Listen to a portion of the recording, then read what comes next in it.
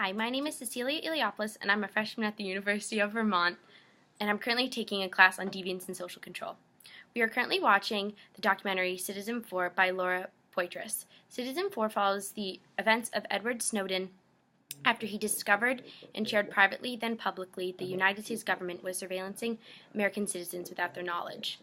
Laura Poitras is a filmmaker who at the time was making a trilogy of films about America post 9/11. CitizenFour was the final film in our trilogy. Ed contacted her specifically because he had found documents of the U.S. government surveillancing her. Glenn Greenwald is a journalist for The Guardian and whom Edward Snowden directed Laura to get in contact with about leaking the information. Edward Snowden worked for Booz Allen Hamilton within the National Security Administration as a system administrator out of an NSA base in Hawaii. Ed describes his job as getting paid to design methods to amplify state power over the people. The major theme in the movie, CitizenFour, is about how after 9/11, the United States government began surveillancing the phone calls, internet searches, general whereabouts of the American citizens without their knowledge. The government was using different companies and search engines to get the data they wanted. They were working with Google, Yahoo, Verizon, AT&T, and a few others. They were also working with countries like Great Britain to get information about people in both countries. I liked how the film was shot because it was obvious that they were watching their backs and didn't trust anyone but each other. I enjoyed how Laura was speaking over the film and reading the encrypted messages between her and Ed. I liked how the messages between her and Ed about the information beforehand and afterward were also included in the video. The manner that she had it typed out was also very intense and added to the mood of the film.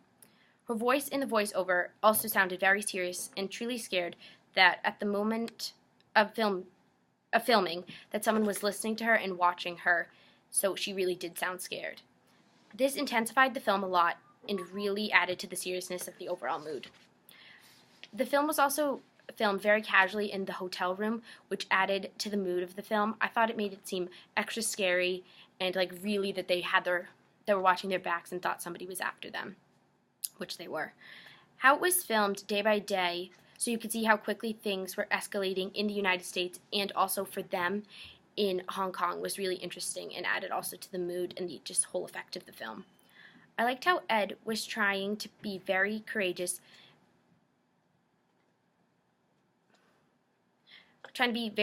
about the danger he was putting himself in and how hard he tried to not get anyone else involved, i.e. his family. He didn't tell anybody back home, not any of his friends, his co-workers, not even his longtime partner for 10 years. She knew nothing about it. So when they came knocking on her door, he had to still try not to tell her and just keep it a secret, even though it was coming out at that point.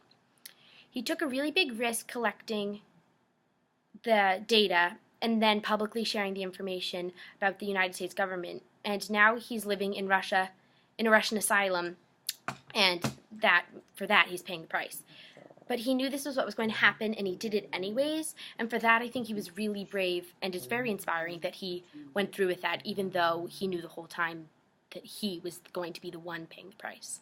I also think it was very awesome, for lack of a better word, that he decided not to get anybody else involved, and very brave of him that he was going to take the fall 100%. And by not telling his longtime partner, she knew no knowledge of it, so the government couldn't come back on her and be like, you knew you're going to prison as well. Try to get her to go to prison as well. And I also like how the man who started up WikiLeaks was the one who got Ed out of Hong Kong. I thought it was very ironic that two rebels were the ones who were working together and got him out of Hong Kong and into Moscow, which I thought was just very interesting. Things I didn't like about the film was that I thought that the movie was a little bit slow at points and that it really dragged on. I didn't like how the NSA director, Keith Alexander, was openly lying to the man asking him questions about whether or not the government was surveillancing citizens. I find that it was just makes the government seem a lot more untrustworthy, more so than the film already did, that they openly were lying, even though all this data and evidence now shows that they were surveillancing people, but they just pretended that they weren't and just kept lying and saying no.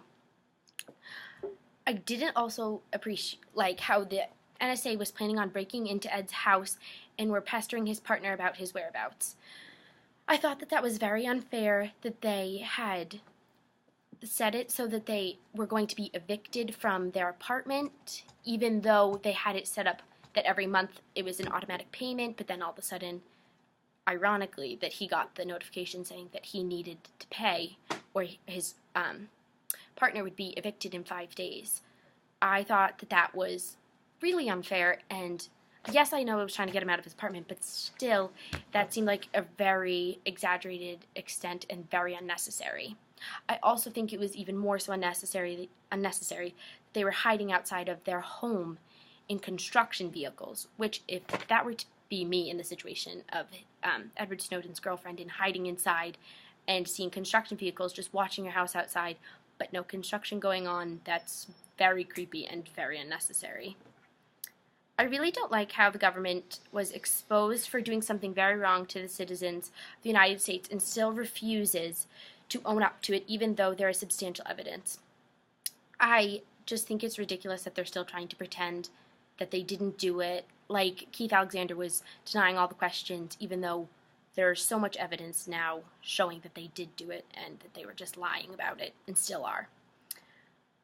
I like how there was a brief clip included about how people's Metro cards and debit cards are connected, and based on where you swipe your Metro card, like what station you're going to, where you are next, and about what you buy on your debit card, the government can find out where you are and what you're buying at all times. And then if, say, my sister was with me that day and she was swiping her Metro card and spending money in the same restaurants that I was in, then they could link that together and know that the two of us were together.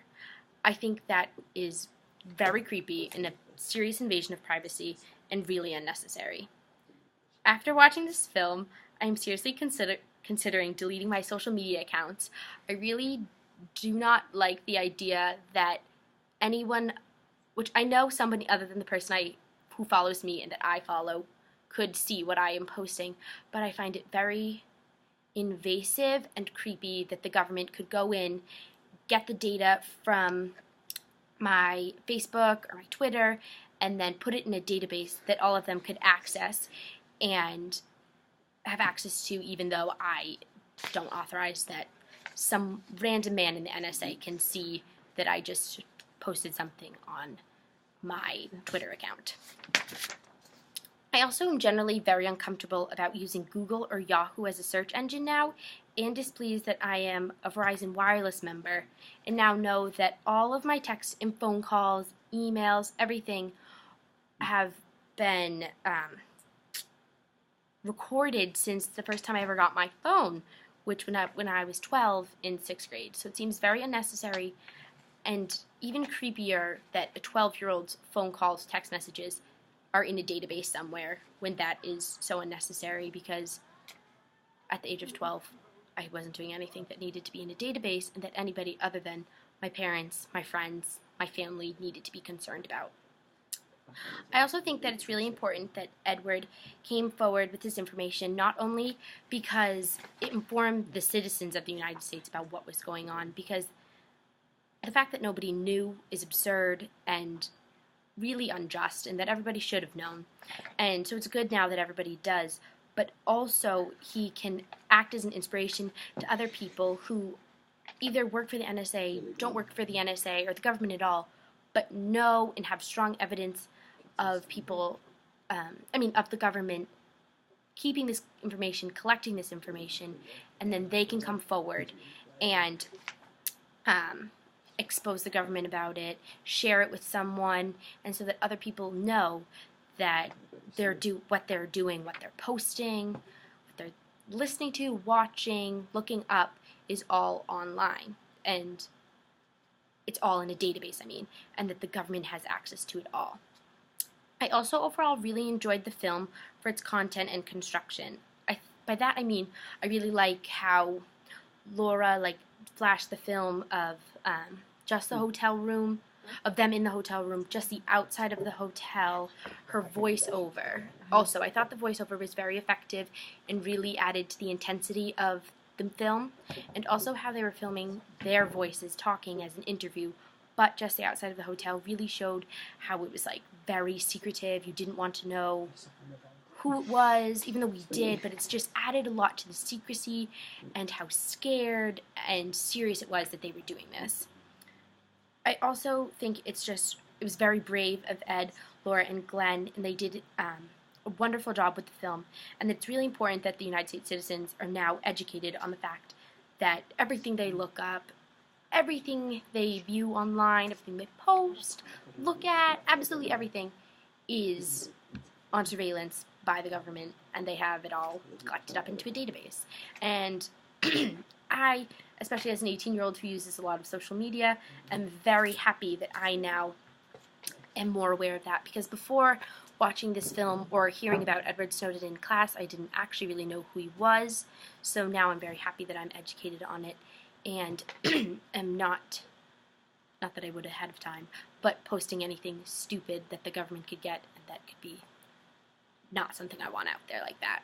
So, thank you.